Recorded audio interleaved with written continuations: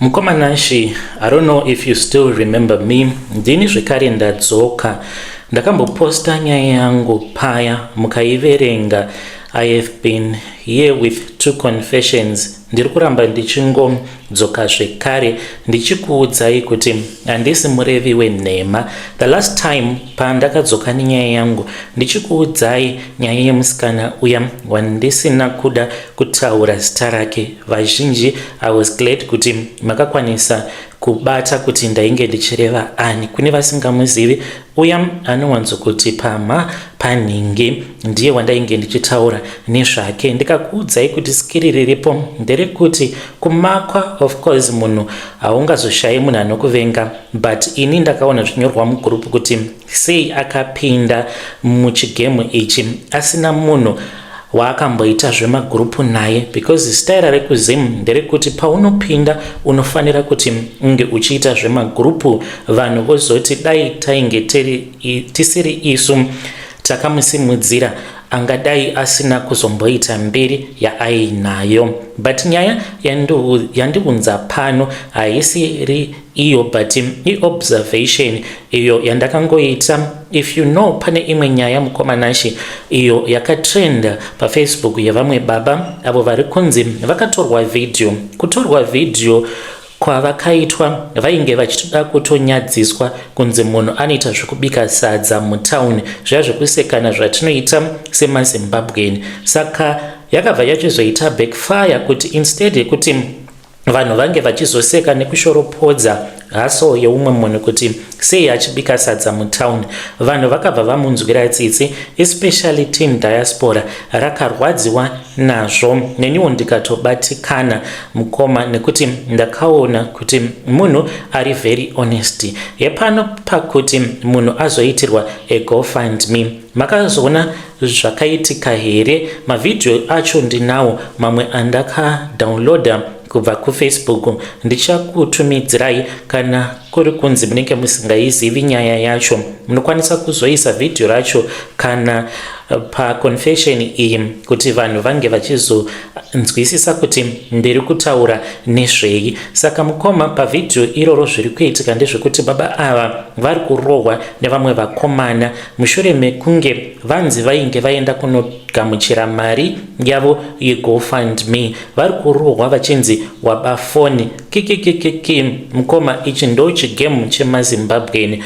Kana vakakuona kuti uri munhu unotambudzika, vanokuisa pamberi pazvinhu zvavo. Kana vakushandisa vanobva vakurasa, but havadi kukurasa zvekuti vanokusiya uri munhu wekuti unenge uine upenyu hwako hwaunokwanisa kuzotobuilda uchishandisa social media fame yako. Vanenge vachida kuti usari uri munhu uyo wavanenge vakatanisha image, unge uchizongovawo munhu anongotambura yeti vakadya newe. Nekuti pose pamunonzwa zvichinzi munhu ari kusimudzirwa, ari kupostwa kumapeji mahombe, zivai kuti vanhu vanenge vatorine something chavanenge vachitowana through engagement yavanenge vachiwana kuFacebook.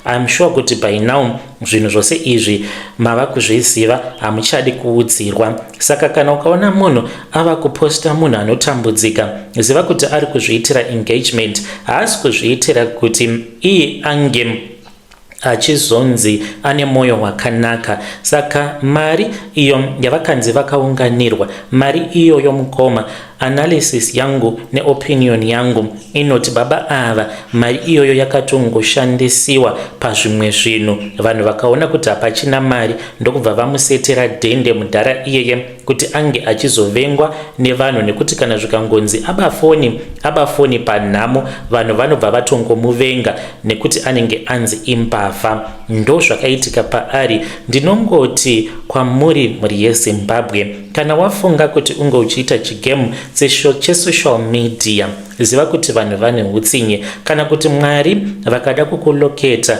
through grace, because mazuva ano vanhu vari kuloketewa nenyasha kuburikidza nesocial media. Saka nerimwe zuva unokwanisa kungova paposition yekuti watorwa kana video kana mapictures, vanhu vototi wava kutotrenda, wobva wachizotanga kutsvakwa nemabig socialites awa. Ndakambokuudzai paya kuti vanhu ava ivo vanenge varipo pakuda kuti vange vachiita semaparasite panenge pachinzi ndo pane munhu ari kutrenda, ndo pavanowanikwa vari. Kana wava kusatrenda vobva vakusiya, ende vanorwadziwa kana ukazoramba uchitrenda usina kumbogara vakaita zvemagroup. If you still remember my confession, ndakakuudzai kuti ini ndakasvika pakuitiswa zvinhu zvemanjuzu tichinzi tainge tichifanira kuparadza. Nhasi ndinozvireva marriage yamaititi natinashe tikanzi tinge tichiita zvemanjuzu, ndo pandakabuda mugroup ndikati zvinhu zviri kuitwa izvi zvakadhakwa. How can you do something like that kumunhu wausina kana ukama naye? Tichinzi yeye ngatiendei kubeach kunoku kuUK, toenda kubeach tonotora maseashells. Ndine nyaya dzakawanda mukoma. It is just that handidi kuti ndinge ndichifumura vamwe vanhu. Kwaiendwa kubeach tichinonotora maseashells kugungwa kuti tinge tichiparadza marriage yeumwe munhu. Ndinongoti kana ukazoona watrenda nerimwe zuva, ziva kuti kutrenda kwako kuri kutoraramisa mhuri dzevamwe vanhu, ende kana vaona kuti hausisina value pasocial media vanongokutamba chekuseri, votongokutsvakira rimwe zinyaya so wobva watongodhampwa nedzimwe nzira dzinotongorwadza, vanotongokupenda so nerimwe zibrasho ravanenge vanyika mutoto, votongokupenda kuti unge uchizozara matoto kumeso. Ndiyo nyaya yandadzoka nayo zvanhasi. Palast confession ndakabatikana hangu mucomment section vanhu vachiti ye madha munonyepa, but ndiri kukuudzai chokwadi mukoma. Yo, muri yeZimbabwe ndo message iyo yandakatumidzirwa ichibva kuna vanzvadzi vedu. I don't know if you still remember him. Ndine maconfessions avo maviri avo avakatumidzira pavaiti vakajoina rimwe group, hanzi makazotanga kuitwa zvesatanism. Mugroup imomo hanzi zvemanjuzu, vachiudzwa kuti girls nhasi tikuda kunamatira socialite rinonzi Nengi kuti zvinhu zvake zvidhakwe. Hanzi pandakazoramba pandainge ndoona tava kunzi maseashells, tinonotora maseashells kubeach tichitaura mazita emamwe masocialites. Strange things indeed they do happen in this world. Zvichimboitirweiko zvinhu zvakadaro? Rekedzai tibva taenda panyedu inotevera. Nyedu inotevera yakamira sekudai. Hanzi mukomana chimakadii zvenyu? Please post my story makaviga chitupa changu. I used to be a university lecturer pa University of Zim. Ndakabva ndachizoita mwana neumwe murume ainge ari murombo wekupedzisira. Ndikabva ndati kwete, handifaniri kuti ndinge ndichimuzivisa kuti mwana uyu mupenyu. Nhasi uno ndiri kunoku kuUK, mweya unondishungurudza, mweya mutsvene uri kuti ndige ndichimutsvaka murume uyu. Ndakamboti handizivi kwaari kani. Holy Spirit, please forgive me. Ndikanzi enda kuZimbabwe unomutsvaka. Saka ndiri kutotya kutodzoka kuZim nekuda kwedzimwe nyaya dzandakasiya ndaita ikoko kumusha. Ndine umwe zvekare murume wandakasungisa akazobuda mujeri, ndakamunyepera nhau ngerape. Zvese izvi zvakabva pahunhu hwangu hwandainge ndiinahwo. Ndikangoti zvakatangira ndiri kuuniversity, ndainge ndiri musikana uyo akabva kumhuri yaitamburwa zvisingaiti. Saka for me to survive whilst I was in university, ndakatanga kuita zvekudanana nevarume vainge vari vakuru kwandiri kuti ndige ndichizowanawo mari yekuita patch up, because vabereki vangu vaingorarama nekurima kumusha, ende kurima kwavo vainge vasingatokwanise kutengesa zvirimwa zvavo, zvaingova zvekungorima kuitira kuti pamusha pange pachizowanikwa chikafu vanhu vasazofa nenzara. Zvino after university ndakambopinda muteaching ndokubva ndachizoita lecturer pa University of Zim. Panguva iyoyo pandainge ndiri lecturer pa University of Zim, ndakabva ndachizoroorwa nemurume uyo wandichavanza zita rake. Ainge aine upfumi hwakanyanyisa. Vabereki vake vaita zvepolitics, vainge vatori vanhu vaizivikanwa. Vatezvara vangu vainge vari general wekuarmy. Tainge tiine mari yakawanda. Takabva tapiwa plot iro ratakapiwa pamuchato. Plot iri rainge riri hombe riri kunze kweHarare, asi mumba mangu makange musisina rufaro, nekuti murume wangu aindishayisa mufaro, nekuti iye aindizvidza kunyangwe ndainge ndiine madhigiri angu. Ainge ari munhu aikwanisa kungokunyepera kuti ndinoda kumbobuda ndoda kuenda kuchitungwiza, ozotonzwa zvichinzi munhu ari kuVictoria Falls aine vanhukadzi. Saka ndakanyanyisa kurwadziwa zvakanyanyisa. Ndakabva ndadzokera kumabasa angu aya awo andainge ndakamboita ndichiri kuyunivhesiti. Ndakati munhu uyu haandizivi zvakanaka. Dai aindiziva zvakanaka aifanira kundibata zvakanaka kuitira kuti ndisazomupandukira. Ndakadzokera kuhunhu hwangu huya hwekare ndikatanga kufambidzana nevarume vakasiyana siyana, but ndakazorwadziwa mushure mekunge ndadanana neumwe zvekare murume uyo akatanga kundichita. Ndikati zvinogoshandei kuti apa ndigere nemurume wangu anondichita, ndoita boyfriend yotanga kundichita zvekare. Ndakabva ndachizotanga kudanana nemukomana uyo ainge ari mufudzi wedu wemombe kuploti kwedu. Zita rake ndichamuti Tobias. Ndakamusarudza Tobias uyo because iye ainge ari murombo asina kudzidza. Akatombofungidzira kuti yainge iri trap yatainge tichida kuita inini nemurume wangu, asi ndakamuratidza kuti yainge isiri trap nekuti ndainge ndichida kuti ange achendipodza marwadzo andainge ndiinawo. Akandipa rudo ende aindibata zvakanaka, aindipfugamira, aindiyeredzera misodzi zvandainge ndisingambosangani nazvo mulife mangu. Ndakabva ndachizoita nhumbu yaTobias. Ndikaziva kuti murume wangu kana akazviziva ndaizonyadziswa nyika yose. Ndakabva ndaronga plani yekuti nhumbu iyoyo inge ichiita sekunge yainge iri yemurume wangu, asi ini naTobias tainge tichiziva chokwadi because mukufarisa ndakamuudza kuti ndainge ndava nepamuviri. Saka mwana uyu akazozvarwa. Mwana akati azvarwa ainge ari mukomana akatsvinda uye zvekare ainge akatofanana naTobias zvake. Tobias ainge achizviziva, saka akabva achizoti ainge achida kuti mwana uyu ange achizombopota achinonoona gogo vake mainya kubereka Tobias. Ndikati zvandakazviparira naimi. Ndakatya ndikaziva kuti mufudzi uyu wemombe aikwanisa kuzondiparadzira manje zita rangu apa ndiri lecturer wepayunivhesiti ndonzi ndakamitiswa nefudza mombe. Ndakabva ndachizomuudza kuti mwana uyu ainge akafa. Ndakamunyepera ndikamuudza kuti mwana afa. Nemurume wangu tainge tagara tiine urongwa hwekuti tainge tichida kubuda muZimbabwe. Saka pandakaona kuti tainge tangosarwa nevhiki imwe chete kuti tinge tichizobuda munyika, a couple of days before we came to the UK, ndopandakaenda kumwe kwaainge ava kushanda, ndikamutora ndikaenda naye kuguest house. Ndikatanga kuchema. Akandibvunza kuti kochi, ndokubva ndamuudza kuti kubva zvawakasiya basa because ndainge ndakamusiyisa basa ndichida kuti asazonyanya kuwana information. Ndokubva ndamutsvakira basa kune rimwe prazi.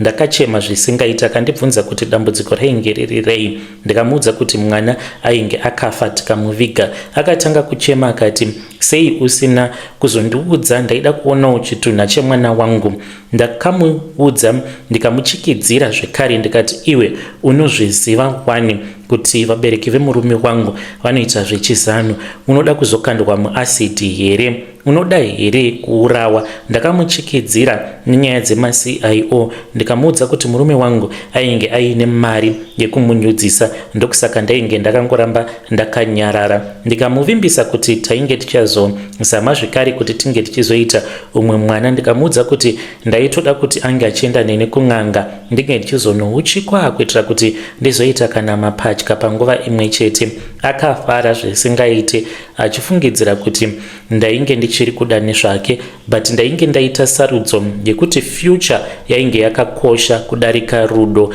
Saka takazowana nguva zvedu tikamboenda kun'anga one day before we had left for the UK, but ndakangobvumira zvose zvimishonga zvacho. Ndakangoti ndichingonosiya Tobias prazi paainge ava kugara achishanda, zvimishonga zviya ndikazvirasira kure kwakadaroko. Ndikati ndiri benzi here ini ndingaswera ndichiita mapatya nefudza mombe. Saka takabva tachizouya kunoku kuUK. Ndakauya nemwana waTobias. Mwana uyu ndakamurera semwana ndikangomubatawo zvakanaka semwana wangu, uye zvekare murume wangu haatozvizivi kusvika pari nhasi, asi iko zvino zvindakura. I am aged 61 years. Hope hadziuyi usiku hwose ndinenge ndichingorota Tobias, because mukurota kwandinoita zvinoita sekunge Tobias uyu akasofa kudhara. Ndinowanzo kumurota anenge akabata badza kudaro anenge ari busy achirima. Saka paanondiona anobva arasa badza kwakadaro, obva ati mukadzi wangu ndakusuwa. But ndinomuona achifamba achibuda muguva, anenge achiti achifamba ari mumunda kudaro achiuya kwandinenge ndiri, anenge achifamba achibuda muguva. Kana asvika pandiri ndopaanotanga kuchema achiti, naiweko mwana wangu zvaakura, endesa mwana kuhama dzake nekuti vari kutomutsvaka. Chimuendesa kane mwana wangu uyo wawakandinyima kudzinza rekwake. Saka ndo zvinonyanya kundinetsa izvozvo. Ndakazotanga kuenda kuchechi, ndikazotanga kunamata, ndichiti zvimwe kuda kana ndikatanga kuita zvekunamata Mwari vachadzinga mweya uyu waTobias kuti usazongoramba uchindinetsa. Chakazonyanya kundivhundutsa ndechekuti nerimwe zuva ndakati ndakarara ndokubva ndaona light, rainge riri light. Mukati melight ndikaona shiri yainge irimo ichiita sekunge njiva yakataura neni ikati, endesa mwana uyu ange achienda kunoona hama dzake, nekuti mwana uyu ane zvaanofanira kuti ange achizochinja mudzinza rekwake, sekunge iye akazvarwa aine breakthrough yekudzinga the spirit of poverty iri kumhuri yekwana Tobias. Hii mukomanashi mweya mutsvene vandiomesera, nekuti ndichiita zvinhu izvi munoziva kuti zvinhu zvaMwari hazviitwe in secret. Ndiri kufanira kuti ndige ndichiudza hama dzangu dzinokwanisa kuzozvinzwisisa, kokuzoti hama dzemurume wangu dzichakwanisa here kuzvinzwisisa zvinhu zvakadai, kana kuti dzinenge dzisingazozvinzwisisi. Ndichanyarira pai nezera rangu iri mukoma kuti zvinge zvichizozivikanwa kuti ndo zvakaitika. Ndinonzwa ndichizvishora. Ndinongoti kwamuri imi vanhukadzi, musaita zvinhu makatsamwa. Usati waita madecisions aunenge uchida kuita muupenyu, unofanira kumbotanga wambogara pasi ofunga nezvazvo kuti zvinhu izvi zvandoda kuita zvine benefit kwandiri here kana kuti hazvina benefit zvachose. Mwana akazvarwa zvake, ndikanyepera muridzi wemwana kuti mwana takatoviga kwaari. Kana akafa akangofa achifungidzira kuti mwana wake akashayika, izvo mwana mupenyu. Iye mwana wacho pache zvake anotooneka kuti ane zviri paari zvinomutambudza. Anokwanisa kungoita depression yekuti sezvo ari mwana hake anoteerera, anoita zvekuverenga, uye zvekare anongogara akabata bhaibheri rake achiverenga bhaibheri rake, ndo zvinozongomudzora izvozvo. But angadai achitoita zvemadrugs sezvo ari mwana anongogara ari mukati medepression. Mukoma, ndiyo nyaya yandiunza pano. Ndinodawo kunzwa kubva kumhuri yeZimbabwe inge ichitonga izvenyu, asi musazondishora pazvinhu zvakaitika. Zvinhu izvi zvakaitika mukoma zvekuti ndakasvika pakuzofambidzana nafudza mombe ini ndichidzidzisa pauniversity. Zvainge zvisiri nyore. Pane chikonzero chakakonzeresa kuti ndinge ndichizosvika pakudanana nefudza mombe. Uye zvekare, kana uine mudzimai wako waunenge ugere naye, ziva kuti kana munhu aine past yake, kana akasarudza iwewe, akasarudza kuti munge muchizovaka musha, anenge akatoita a decision. But iwe ukada kumudzora kumashure, sezvandakaitwa nemurume wangu, akandidzosera kumashure zvisingaiti. Kudzamara ndazotanga kuita zvose zvandakaita, not because ndainge ndichida, asi nekuda kwepain yandainge ndichisangana nayo zuva nezuva, kusangana nemafone numbers nemareceipt ekumahotel kuratidza kuti munhu anenge atoenda kuhotel. So please do not judge me kana mundipa mazano. muri yeZimbabwe ndo message iyo yandakatumidzirwa ichibva kuna vanzvadzi vedu. Ngatizamei kuti tinge tichitaura navo vanzvadzi vedu ava mucomment section.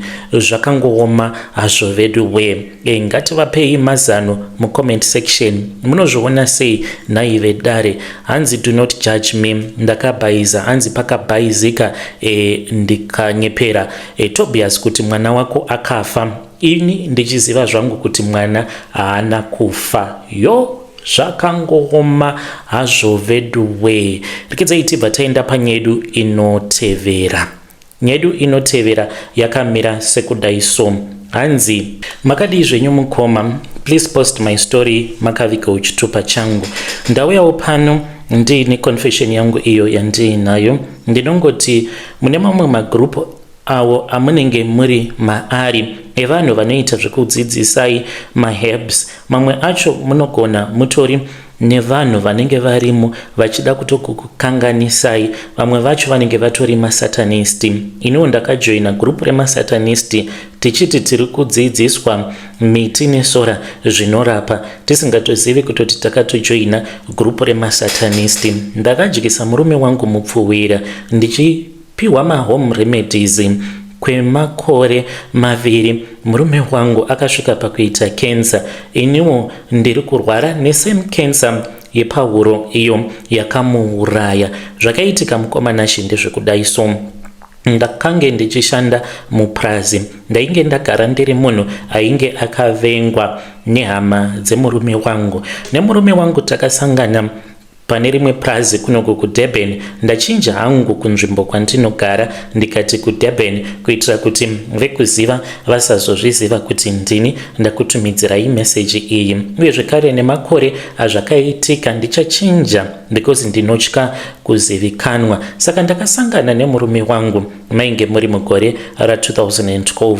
Tasangana kudaro ndokubva tachizotanga kugara tose, but ndainge ndichingodiwa nehanzvadzi yake imwe chete uyo watainge tichigara naye kunoko kuDurban. Dzimwe hama dzake dzose dzainge dzisingandidi dzekuJoburg uye zvekare kuBulawayo uko kwainge kuine vabereki vake vainge vakandivenga. Nyaya yainge iripo mukoma yainge iri yekuti murume wangu Bekani ainge ari muNdebele, ininiwo ndainge ndiri muShona kumusha kuri kwaMurewa. Rudo rwedu mukoma rwaifadza nekunzwisa vanhu vakawanda godo, asi dambudziko rakakura pavakazozviziva nepatakazoenda kunozivisa vabereki vake. Vabereki vaBekani vainge vasingandidi, vakati iwewe unotiwinzira umufazi wechiShona pano, unoda kuzotaura chiShona, vana vako vachange vachizotaura chiShona, isusu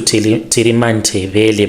Vaitomudza pachena kuti ini handisi mwana wavangazoti mwanasikana wavo, as in me being their daughter-in-law. Ivo vainge vachazoita zvose zvavaikwanisa kuti iye ange achizondiramba. Takagara tose mune zvakanaka, tikasvika pakuita mwana wedu 1. Taita mwana wedu 1 mukoma, ndaingoraramira kutukwa zuva nezuva, ndairaramira kushorwa zuva nezuva, ndaita sekunge ndisiri munhu. Taiti kana tikaenda kumusha zviya pamaholidays, ndaishaya kana munhu anondida. Ndainzwa kusuwa kana vatete vangu vasipo, nekuti vatete vangu ndivo voga munhu aimira neni, ende vaikwanisa kungoti ngatimbobva pano tobva tatoenda totonogara kana kumba kwemafriends avo tozodzoka zvedu. Mwana wangu aiitwa rusarura ganda rwekuti ainge asingatombodiwi. Vamwe vana vainge vari vana vaigona Ndebele ndo vainge vachidiwa. Wangu mwana Ndebele yacho ainge asingatoigoni. Saka Bekani akazotanga kuteerera vabereki vake from 2014 2015 ndopa akatanga kundirova, akatanga kudanana neMazulu. Achidanana neMazulu kudaro mukoma, ndaigara ndichingorohwa nguva dzose. Saka ndainge ndava kutya kuti iye aizosvika pakundiramba because ainge ava kuti anoda munhu anodiwa nevabereki vake. Ndakatya kurasikirwa nemurume wangu wandainge ndakasimudzira muupenyu because Bekani uyu ainge ava kutofamba neglobetrotter. Ndini ndainge ndakashingirira kuti ange achisvika pakuita zvekudhiraivha matrack. Nekuda kwekutyira kuti ma-in-laws angu ainge achazondikunda, ndakabva ndachizotanga kutsvaka paFacebook nzira dzekuti ndige ndichisimbisawo musha wangu kuburikidza nemahome remedies. Ndo pandakabva ndachizojoina rimwe group rainge riri reWhatsApp rainge richinzi miti nesora zvinorapa. Ndakapindamo mugrupu muya umo mainge muchidzidziswa nzira dzechivanhu, asi zvimwe zvaitaurwa mugrupu vamwe vanhu vakatombotanga kukomplaina vachiti, asi guys, dzimwe nyaya dzamunotaura idzi muri kudziwana kupi? Munoreva here kuti munhu anenge aine njuzu dzake kuCape Town ikoko motoita bira renyu muri kuCape Town pasina kana hama dzemunhu? Zvose izvi zvakataurika mushure mekunge dzimwe n'anga dzekuCape Town dzati dzinogona kukuitira bira, vanhu vakatoenda vakanosimbisirwa manjuzu avo kugungwa. Vanhu vakatanga kungonyumwa vachibvunza kuti zvainge zviri zvechivanhu here kana kuti painge pongotsvakwa njuzu idzo dzinongouya dzichida kuzongokupa mari chete. Saka iniwo kusaidi kwangu zvemanjuzu ndainge ndisinei nazvo. Ndainge ndichida kuti murume wangu aregedze kuteerera vabereki vake uye ange achida ini kupfuura mumwe munhu, uye ndainge ndichifanira kusanganisa mushonga iwoyo umwe uyo wandakazoudzwa nezvawo, maherbs akasiyana siyana. Handikakuudzei muti wacho unowanika muno muSouth Africa. Ndaifamba ndichitenga makwati emuti iwoyo muDurban kunowanikwa n'anga, kuya kunotengesa n'anga muDurban muCBD. Saka ndaitora mushonga iwoyo ndosvipira mupoto apo pandinenge ndapedza kubika, ndichipa murume wangu zvokudya ndamubikira zvinonaka. Saka ndakabva ndachizoona kushanda kwazvo. Murume wangu haana kuzomboteerera vabereki vake zvachose, ainge ava kuda ini chete. Ini ndakaita kusvetuka nemufaro. Ndaiti kana ndikamuti jump aingondibvunza kuti hai kusvika kupi nhai madam. Vabereki vake vakaedza kundirwisa nehama dzake dzekuJoburg vakaedza kutirwisa, but iye ainge achiti ini handiite zvenyu zvezenophobia. Ndoti kunoku ndiri kusangana nezenophobia mumhuri, ndosangana nezenophobia. Ndakamuroora ndini mukadzi uyu ende hamuna zvamunombofa makandiudza paari nekuti ndini ndakamuroora. Azvichokwadi marriage yangu yakadzokera payainge imbori. Akatotanga bhekani uyu kuti ainge achida kuti tinge tichienda kunowedzera pfuma. Vabereki vangu vakafara zvisingaiti patakadzokera kwaMurewa tiine mari yakawanda kwazvo, ndokubva tanowedzera pfuma tikasiya tatotengera imwe brother yangu mombe 3. Imari yandainge ndisingatozivi kuti bhekani ainge ainayo yaainge akachengeta mwedzi wose. Tadzoka mukomanashi bhekani akatanga kurwara, aingoita mastomach complications. Aiti kana akadya airutsa zvisingaiti, aingorutsa. Handina kunge ndakaziva kutoti ainge atova nechirwere chekensa chainge chodhevelopa nomuviri wake. Saka akazongoshaika akafira kunoku kuDurban. Pakuvigwa kwake mukoma, kutukwa kwandakaitwa nema-in-laws, vamwe vaiti uri muroyi, ndiwe wakamuroya. Saka ndakabva ndangoti ini handiti zvakadaro, ndikabva ndadzoka kunoku kuSouth Africa. Ndadzoka kuno mukoma ndakatanga kumurota bhekani. Vanoita sekunge vakamumutsa. Zvino kumutsa kwavakamuita iyewo anouya kwandiri aine hasha. Ndinongogara ndichimukumbira kuti kunyangwe ndakakutadzira, but ndakakutadzira not because ndainge ndichida, ndakakutadzira nekuti ndainge ndichitya kuti ndaikwanisa kuzorasikirwa nemarriage yedu, but haana zvakawanda zvaanotaura. Zuva randakazomurota ndopandakazomuka ndichirwara. Akauya ainge akabata potato rainge riri mbishi nemakanda aro, akandimanikidza kuti ndinge ndichidya potato iroro. Ndakati ndapedza kuridya ndakanzwa ndichidzipwa pahuro. Nanhasi uno ndinonzwa kuti pahuro pangu panenge paine chimwe chinhu chinenge chakandigara. Saka ndakamuka ndichikosora ndichikachidzwa ndichinzwa kuti pahuro pangu pane chinhu chakandigara. Ndakazotanga kurwara, ndaiita sekunge ndine masymptoms emunhu uyo ari kuda kubatwa neflu, but flu yainge isiri flu. Ndikaenda kuchipatara ndikapiwa medication, zvakaramba zvichingowedzera kusvika pari nhasi ndine kensa yepahuro. Handizivi kuti ndichazofa rini. Ndiyo nyaya yandiunza pano mukoma. Ndiri kufanira kuti ndinge ndichinoreurura, nditaure nyaya yangu pajekerere kuti Bekani ndini ndakamuuraya. Chinondirwadza ndechikuti vanhu vose vachati Shona Leah lawyer. Yo vedare ndo message iyo yandakatumidzirwa ichibva kuna vahanzvadzi vedu. Zvakangooma hazvo vedu we, ngatitaurei navo vahanzvadzi vedu ava mucomment section. Hanzi ndinotya kuti zvichanzi Shona Leah lawyer. Ngatisanganei zvekare mune zvimwe zvirongwa zvinotevera.